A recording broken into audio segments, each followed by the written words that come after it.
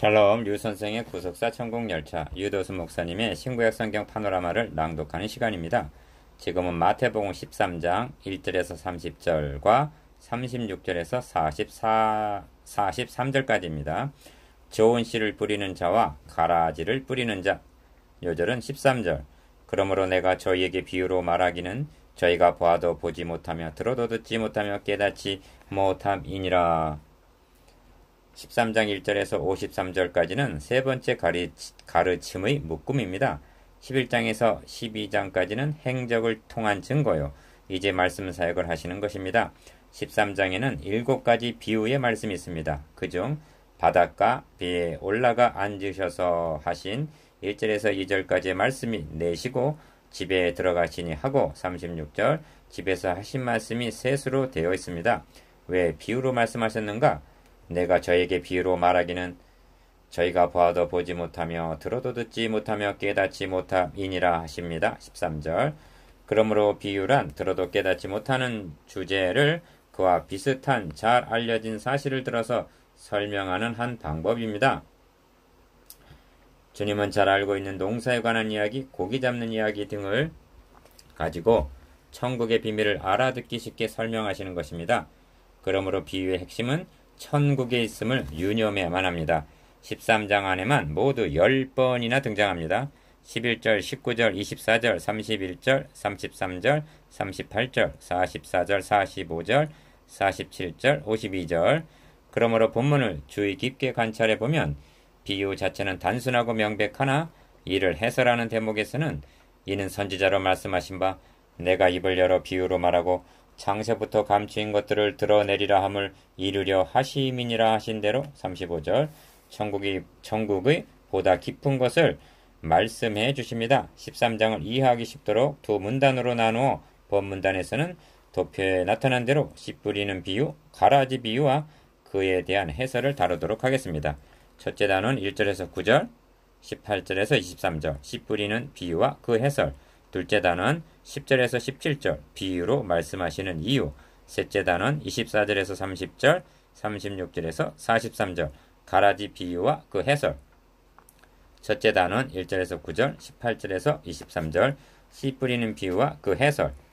예수께서 비유로 여러 가지를 저에게 말씀하여 가라사대 씨를 뿌리는 자가 뿌리러 나가서 3절 1. 비유로 말씀하시는 무대가 어디인가? 그날에 예수께서 집에서 나가사 바닷가에 앉으심에 큰 무리가 그에게로 모여들거늘 예수께서 배에 올라가 앉으시고 온 무리는 해변에 섰더니 하고 1절에서 2절 그 배경을 설명해 줍니다. 12장의 기사는 회당에 들어가시니 하고 12장 9절 회당에서 말씀하신 것으로 되어 있습니다.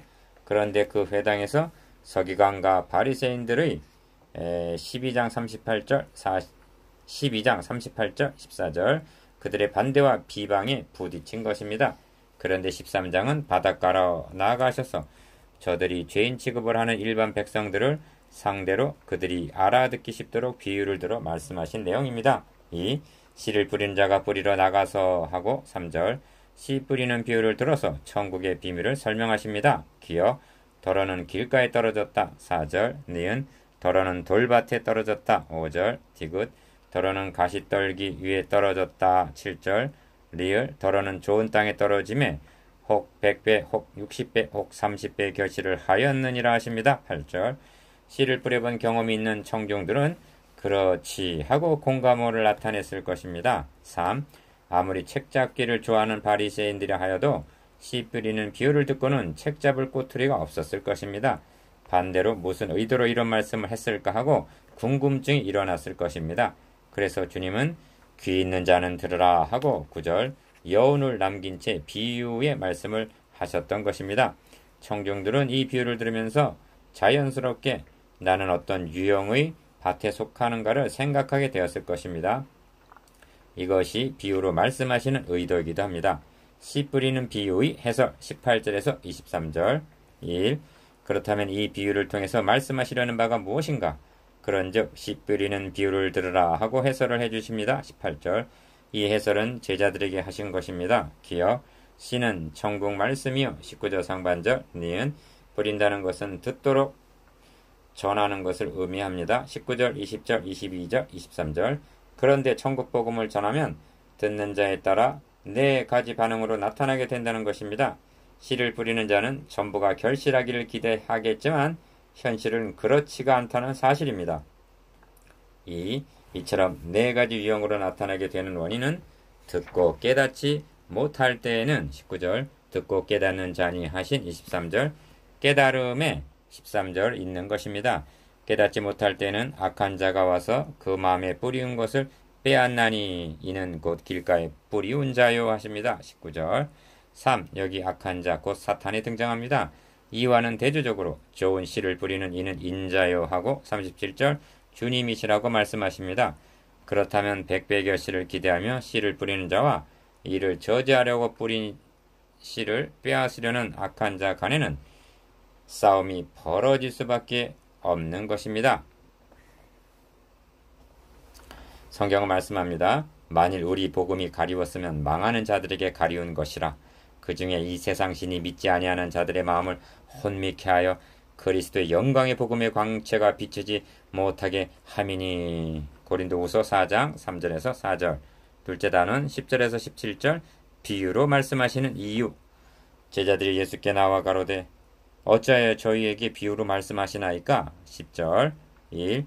대답하여 가라사대 천국의 비밀을 아는 것이 너희에게는 허락되었으나 저희에게는 아니 되었나니 하십니다. 11절.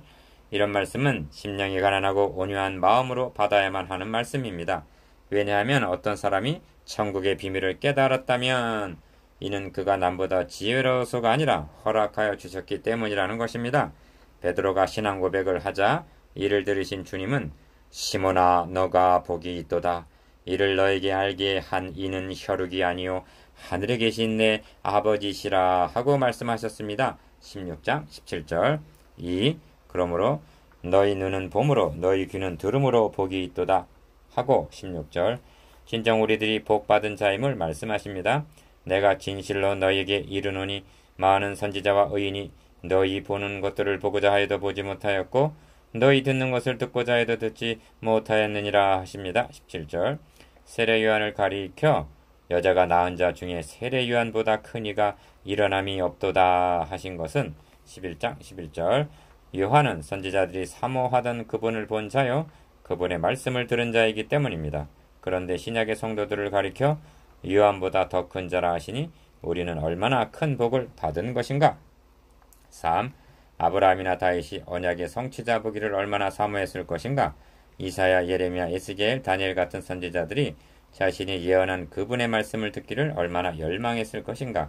이 점을 히브리서에서는 이 사람들이 다 믿음으로 말미암아 증거를 받았으나 약속을 받지 못하였으니 이는 하나님이 우리를 위하여 더 좋은 것을 예비하셨은즉 우리가 아니면 저희로 온전함을 이루지 못하게 하려 하심이니라 합니다. 히브리서 11장 39절에서 40절. 구약의 성도들에 비하여 우리에게 더 좋은 것 주심을 감사하십시다. 4. 그러므로 비유의 역할은 허락된 자, 즉 들을 귀가 있는 자는 받아 넉넉하게 하고 무릇 없는 자는 그 있는 것도 빼앗기게 하는 12절 역할을 한다는 것입니다. 이는 설교 현장에서도 목격하게 되는 바입니다. 어떤 분은 잘 알아듣는가 하면 또 어떤 분은 전해주는 말씀보다 더 많은 것을 깨닫기도 합니다. 그런데 어떤 사람은 졸고 있는 것입니다.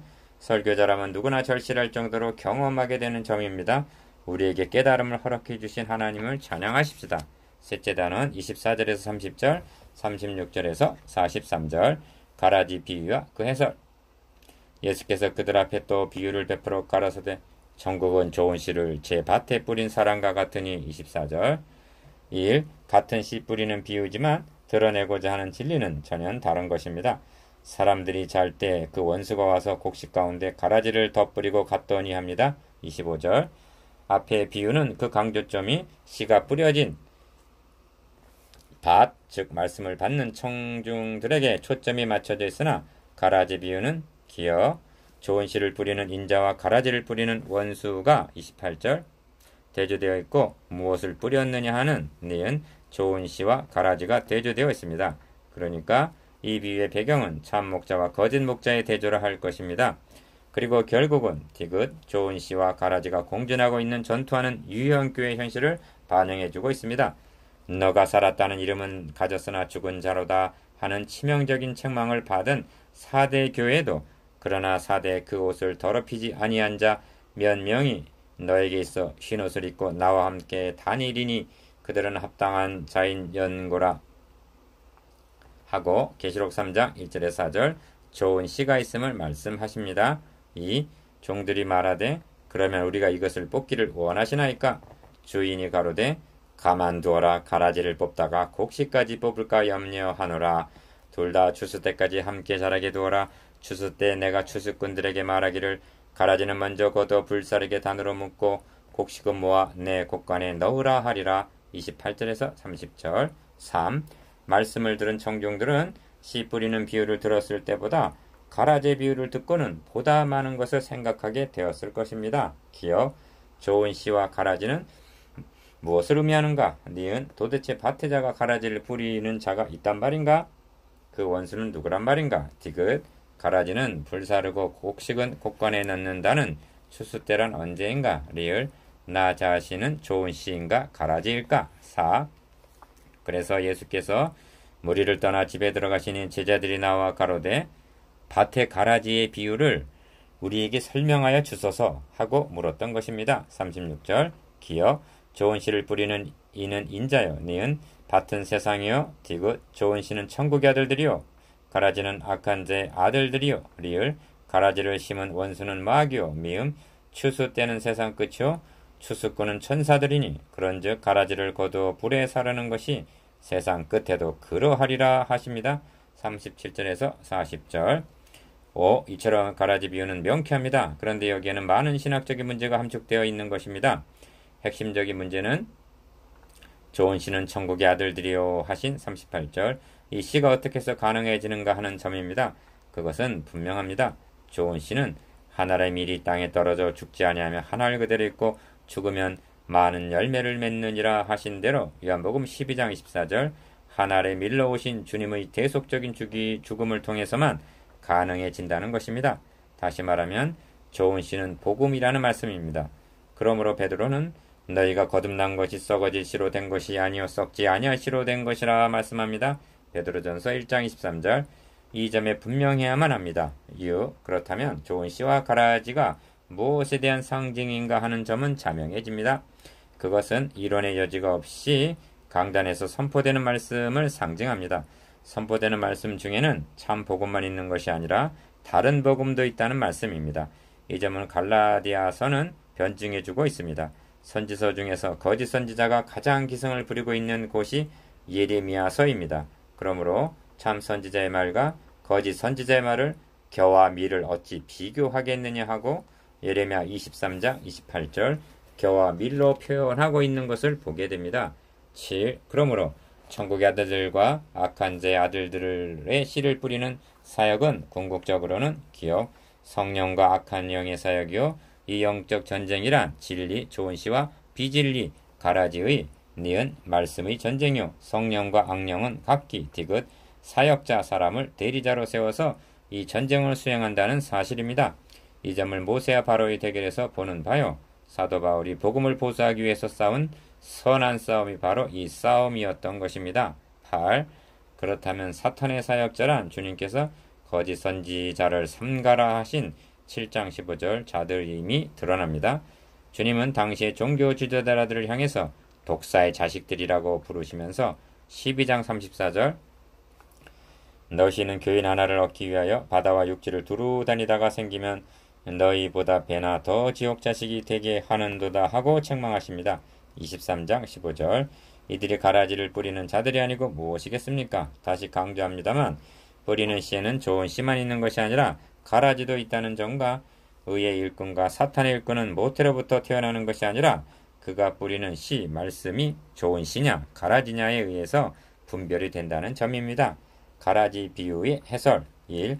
41절에서 43절까지는 가라지 비유의 결론이라 할 수가 있는데 두 종말을 말씀함입니다. 기억 인자가 그 천사들을 보내리니 저희가 그 나라에서 모든 넘어지게 하는 것과 불법을 행하는 자들을 거두어 내어 거두어내어 풀무불에 던져 넣으리니 거기서 울며 이를 갈미 있으리라. 41절에서 42절. 니은 그때 의인들은 자기 아버지 나라에서 해와 같이 빛나리라 하십니다. 43절. 이 넓은 의미에서는 이 세상이라는 밭에는 천국의 자녀들과 사탄의 자녀들이 공존하고 있습니다.